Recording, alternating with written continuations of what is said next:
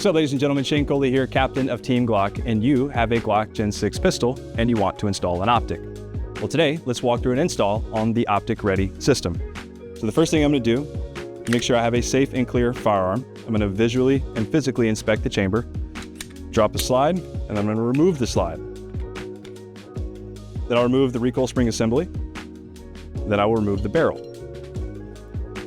Now your pistol will ship with a cover plate installed with 2 screws in the cover plate. We are going to remove those screws. And to note, these screws will not be used to install the optic. We're going to set those off to the side. Now your pistol will also ship with 3 optic plates. Number 2 plate for your standard RMR footprint, number 3 plate for Seymour footprint, and a number 4 plate for your Leupold EOTech footprint. And for a more comprehensive list, visit glock.com. For this particular case, I'm going to use the number 4 plate. So we're going to have the recoil bosses facing up, and we're going to install from back to front. Now we're going to place our optic on the plate, and we're going to use the screws provided by the optic manufacturer.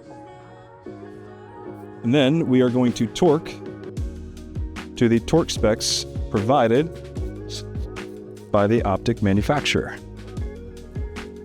We're tight.